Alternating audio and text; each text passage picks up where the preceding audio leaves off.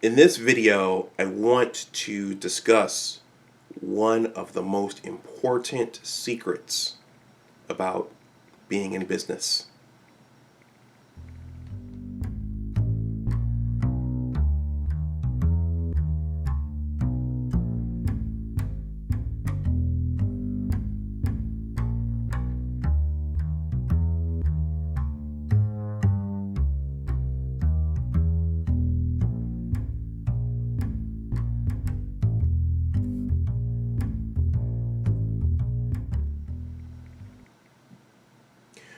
Welcome back to my channel. My name is Dr. Anwar Youssef Dunbar, and this is Big Discussions 76, my original channel.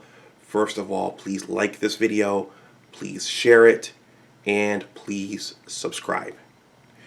Well, I'm back with another video. I'll just say that right now this channel covers general topics, and a key topic is financial literacy / money, and an offshoot of that is business. And so over on my blogging platform, the Big Words blog site, I want to, going forward, use some of my content over there to create content over here.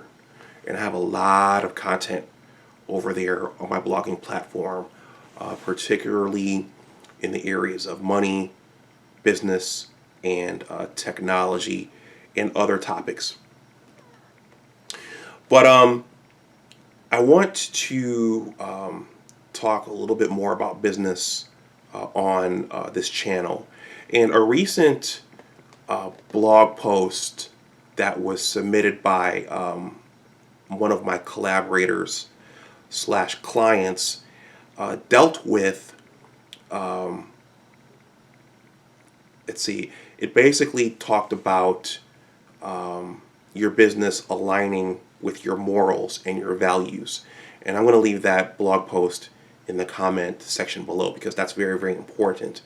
And I also started re-uploading a series I wrote on multi-level network marketing businesses. So if anyone is watching this video who is involved in MLM, I'm not shooting this video to discredit you or your MLM, but just to again reveal, in my opinion, one of the most important secrets of business. And by the way, one of my favorite talk show hosts and one of my inspirations, Bruce Williams, when he was doing his show, I actually called into his show and asked him about participating in an MLM. And at that time, I was still in my science training, and he advised me to just focus on my science training at that time. So, two things happened over the summertime. Someone I know, an acquaintance, as my dad says, instant messaged me. I think we became Facebook friends, and I think she goes to the church that I attend here, and she messaged me out of the blue one night. It was very cryptic, very discreet, and said something to the effect of, "Hey, Anwar, I have a exciting opportunity for you. Let me know if you're interested in seeing it." And it was very short, it was very discreet, it was very cryptic, and it was out of the blue. And this person never ever really reached out to me before to just say how I was doing and just to see how I was doing. And so that right there was pretty strange because she never reached out before, but now she has this business opportunity that she didn't really say a lot about, but that she wants to know if I'm interested in. And I meant to reply a day or so later, but I never did. But the fact that she never reached out to me before just to see how I was doing made me say, you know what? Nah, I'm not interested. And plus, I know what that means when someone reaches out like that before, to me.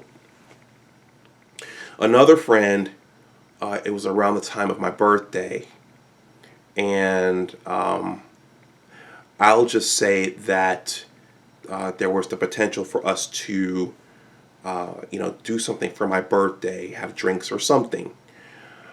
And, we had this conversation. We're on the phone talking. And then out of nowhere in the conversation, she says, "Oh, I have a business opportunity. I think I was thinking that you might want to see it. I'm asking people, do you want to see this? Okay, well, can you get on this Zoom call at 8:30 tomorrow? And can you get on?" And I said, "Sure, I'll take a look." It was out of the blue, and I kind of knew what it was. But because it was her, I said, "Okay, well, I'll take a look at it." And so the next day, she messaged me again, "Are you still going to watch?" So there was a lot of, she really wanted me to watch. And so I said, "Okay, fine." So it was during my going out to the park time. So I logged on to my phone via Zoom to look at this thing. It was a very flashy presentation. There were a lot of the words that were said during these informationals were said, create passive incomes, why wouldn't you get this opportunity? Why wouldn't you participate? Get paid for things that you and other people are buying anyway. Have an open mind. Again, why wouldn't you do this? If this makes sense to you, why wouldn't you get involved?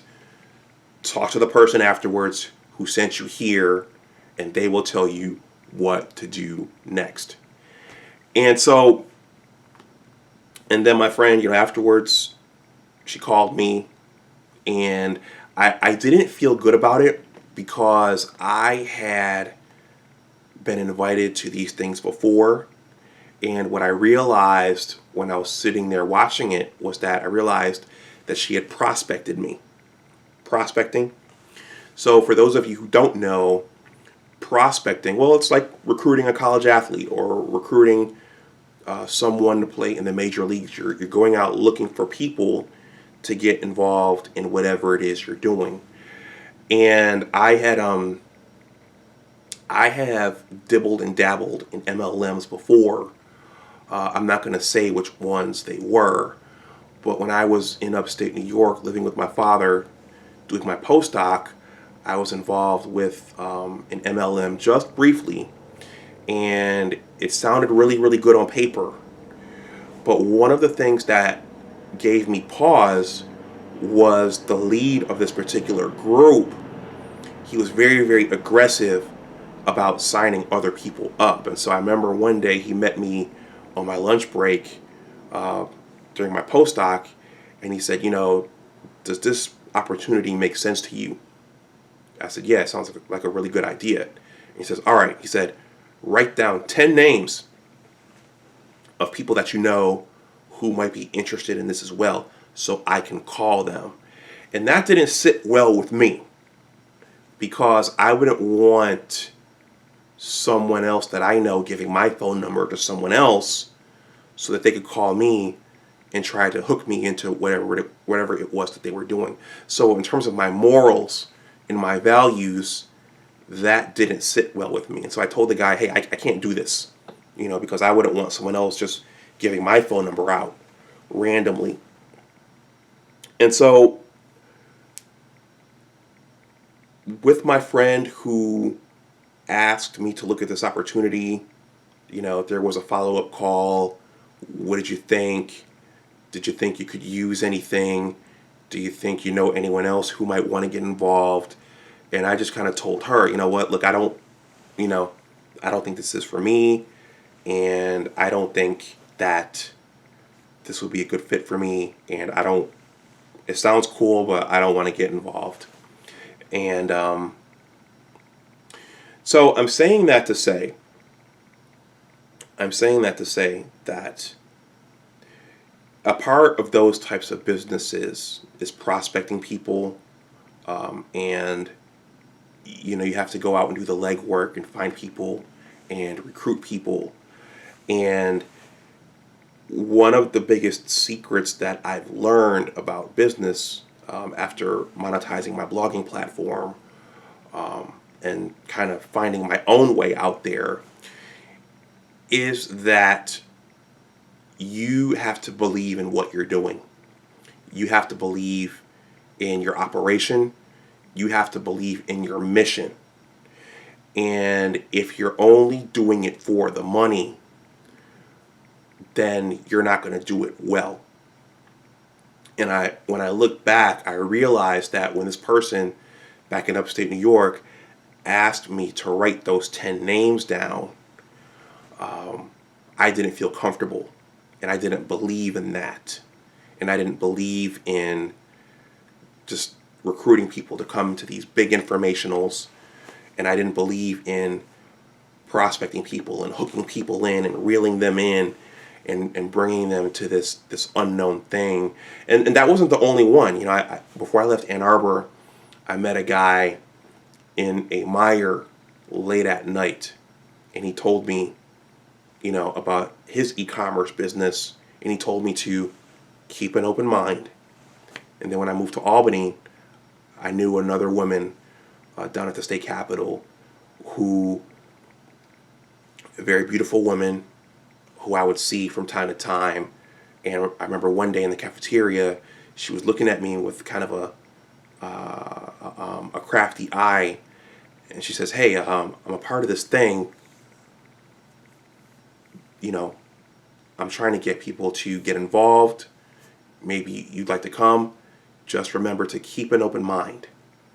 So whenever you hear keep an open mind, I have an opportunity for you. That's probably what it is. But going back to one of the biggest lessons and secrets in starting a business or going into business is that you have to believe in what you're doing. It has to be authentic.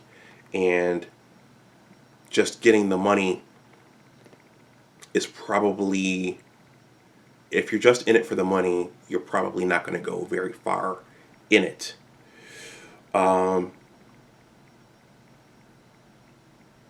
And another secret I've realized, and I'm going to end this right now because this is turning into a bit of a ramble, is that part of business is selling. You're usually exchanging some sort of service or product for profit. And in some instances, you have to go out and find the clients and find the business and find the customers.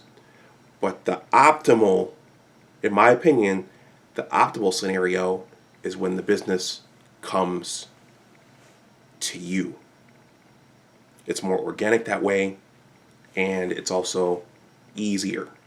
And that usually happens when people see you working on something and building something, and they can see some room for collaboration, or they could see that there's a way you can both, they could see that there's a way that you can both benefit synergistically from whatever it is you're doing.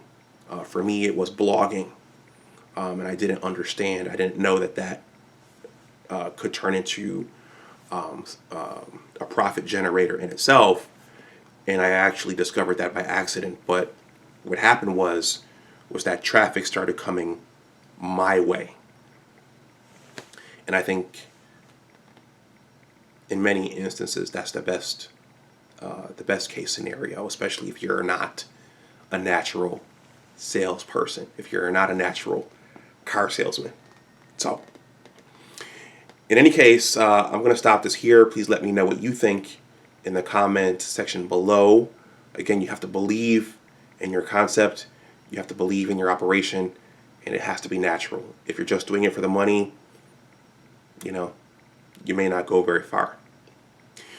In any case, please like this video, please share it, and please subscribe to my channel. And look for me to create more content going forward in this business space. I'm going to stop this here. As always, remember that your attitude determines your altitude. Take care, and I'll talk to you the next time. Bye-bye.